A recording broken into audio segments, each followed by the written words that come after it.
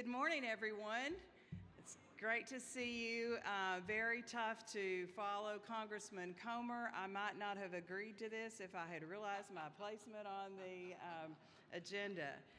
How exciting to be here where local government originates, really. I mean, I'm a country girl. I'm from Bell County. Any Bell County people in here? I didn't get to scan the room. But I was going to say to them, if they admitted being from Bell County, that I bet they never thought of a girl from Greasy Creek getting up here and talking to them this morning. And when Congressman Comer was talking about Blacktop, it reminded me that I grew up on a Red Dog Road. Anybody here old enough to know what a Red Dog Road is? No, maybe a few. Okay, there we go. Dan knows, yeah. So, yeah, it's a long way from that Red Dog Road, I guess, Judge Mosley. But here I am, and I love my county governments that I interact with. And as Chief Justice, I'm interacting with you all a lot, so it's good to see you. And I, too, will hang around in the hallway if you have any questions for me afterwards. But first, let's talk a little bit about the judicial branch of the government. Most of you law-abiding citizens don't know much about what we do, probably. And certainly you don't know or don't want to know anything about the Kentucky Supreme Court because it takes a long time to get to us and oftentimes a lot of cost to get to us. But the Supreme Court has 7 members. We are elected from 7 different regions in our state, which basically, and on a nonpartisan basis, I might add, and I love that part of it. But our 7 districts are about like some of our old congressional maps. So I am from what I like to say is the heart of Kentucky. That is, I go from the Tennessee line all the way up to Nelson County. But I am elected as Chief Justice from my brother and sister justices. For the ladies in the crowd, you might be pleased to know that there are 4 women on the court nowadays. 4 of the 7, yes.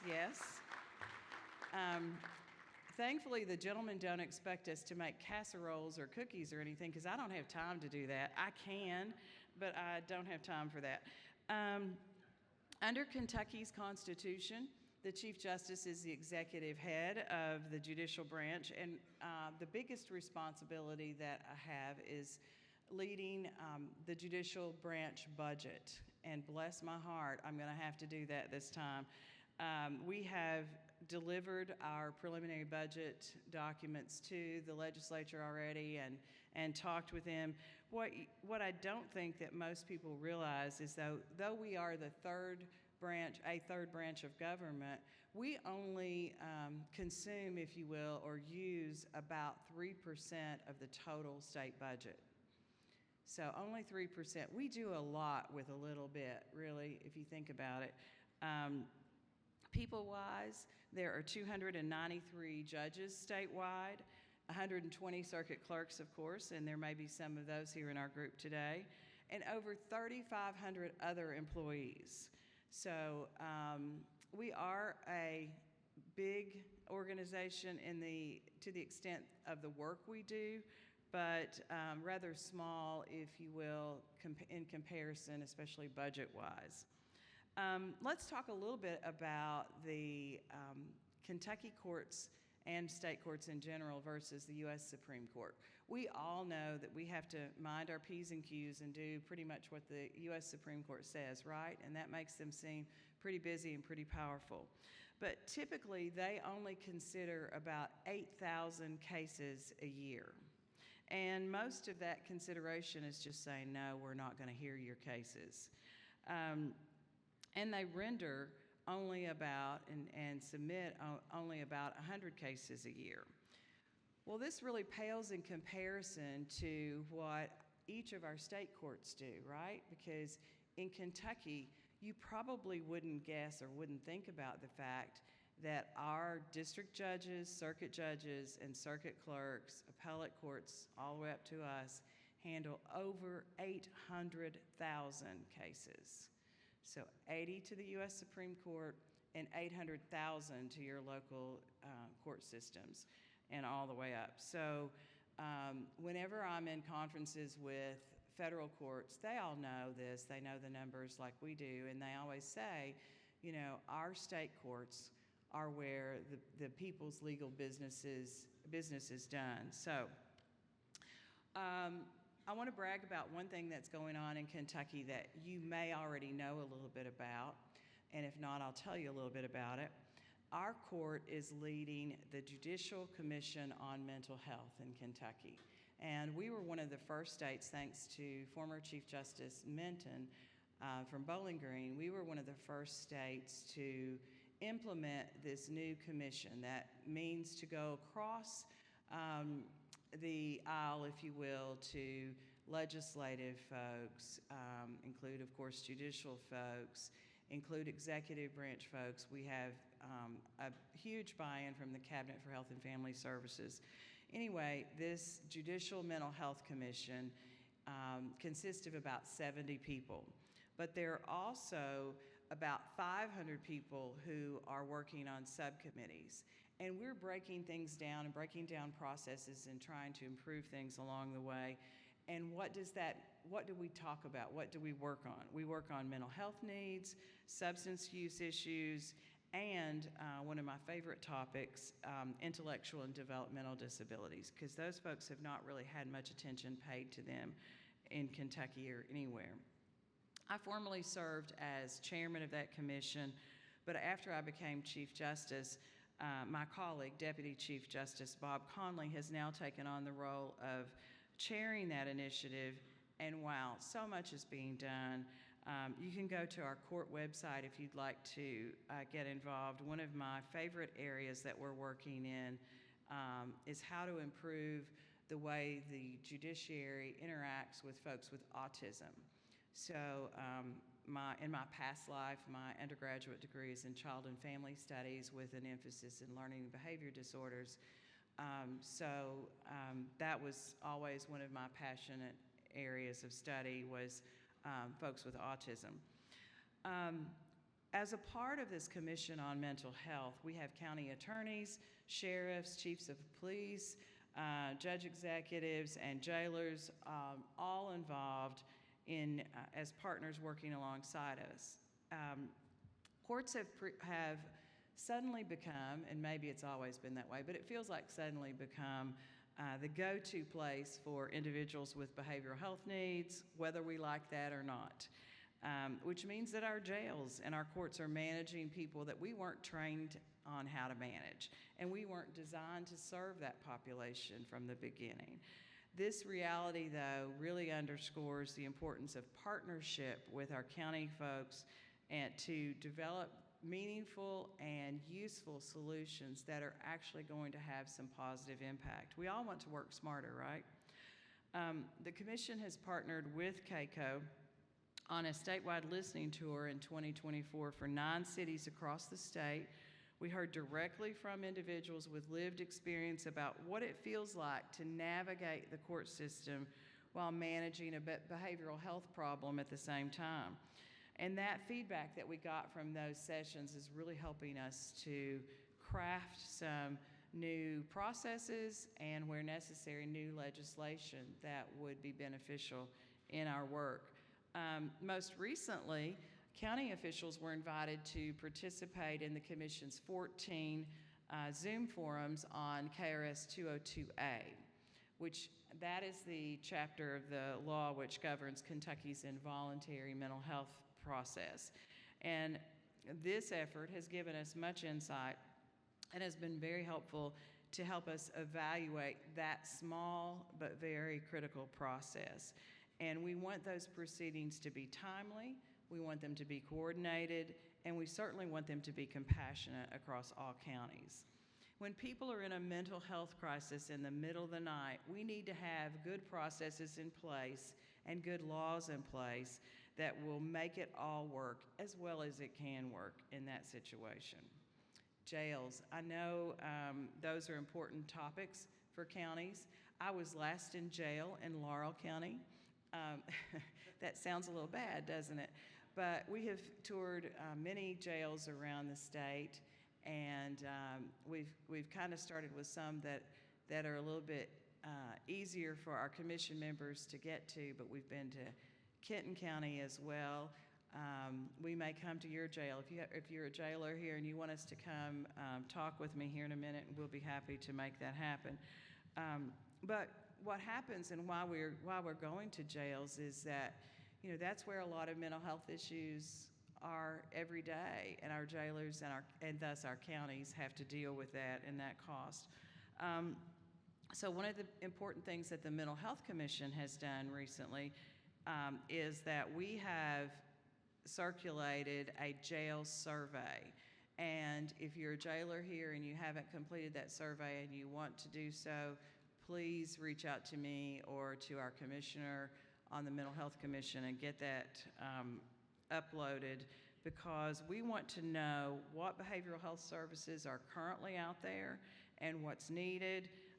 This data will help us drive a state overview that will improve cost and will get the appropriate care to the folks that are inmates in your local jails. This commission has built a strong partnership with KACo, and we are continuing to build that because we want to hear the county voices in our statewide reform process. We rely on our county partners to test ideas, to share concerns, and to help us shape recommendations for the legislature but we want to hear from you before we get them to the state level. This collaboration with you ensures that what we're doing on the commission is effective statewide, and very importantly, we want it to be realistic for local implementation. We know that we are county driven across the state, and we just want to make sure that you know that we know what we're county driven. One of the things that we heard consistently through that Zoom process is, and we had 14 of these Zoom meetings. Anybody know why we had 14? I'll tell you why we had 14. There are 14 mental health regions in our state, and one of the things that we talked a lot about, I knew this was an issue, but one of the things we talked a lot about is the fact that if you're having a heart attack, what happens? You go to the local hospital. If the local hospital is not able to help you sufficiently, then they will transfer you to the best place that they can, and usually that's pretty close.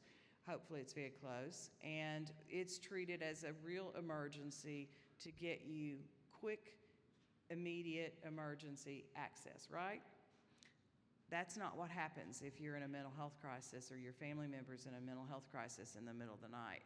We have these, what seems to us to be kind of artificial lines around the mental health regions, and sometimes, depending on the regional circumstance, a person in a mental health crisis who has been certified to be in an emergency has to be transported by the sheriff in a really illogical way to a hospital that's really not very close. So that's a long ride, I would imagine, in the back of a cruiser for a person who's in a mental health crisis. So we all know, the cabinet knows, we know that we can do better.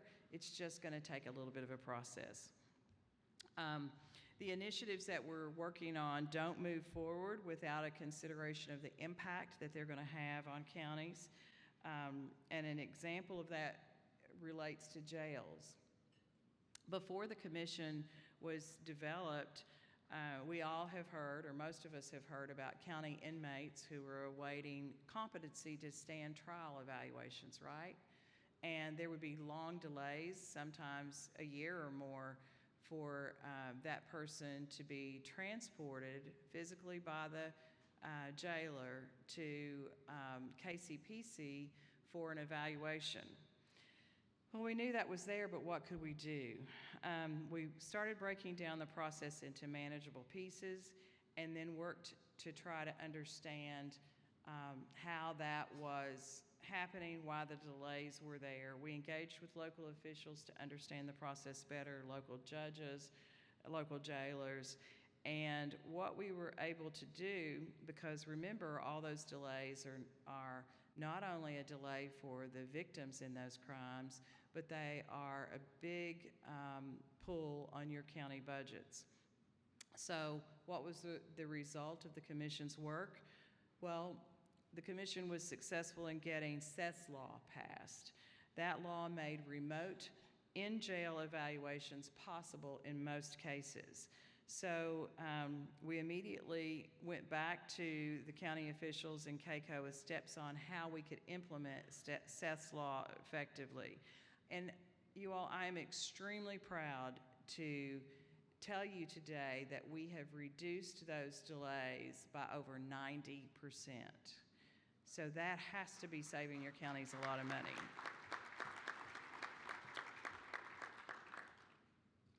And I do hate to admit this, growing up on the border of Tennessee, but one of the states that we looked at that was already doing this was Tennessee, and it just burned me a little bit that it was Tennessee. But anyway, that's another story. County engagement is certainly critical for the success of judicial reforms. We know that. And we are actually coming up on a birthday year. 2026 is going to be our 50th birthday. Not mine, unfortunately, but it's our 50th birthday in the court system. And what are we celebrating? You're like, well, I thought courts have been around for a long time. Yes, we have. But in 1976, there was a huge push and a constitutional amendment that changed our court system. And we will be celebrating that 50-year birthday here pretty soon. Since the passage of that constitutional article, county governments have partnered with the judicial branch to provide space for court operations across the Commonwealth. We know that you all are a necessary part of our real estate partnership, and we want to be good partners with you. Kentucky's court system has been a national model because of 50 years ago, or 51 years ago perhaps, people had a vision. And did you know this? They didn't tell me this, or I might not have taken on the role as Chief Justice, but the judicial branch occupies about 5.5 million square feet of real estate in this state. And much of that is, if not all, but much of that is a real estate partnership with you and your county. And we want to be good partners. Our courthouses are the cornerstone of your communities, and they're what brings people together downtown often. And we want those to be identifiable as a place where justice and civic life and economic vitality meet.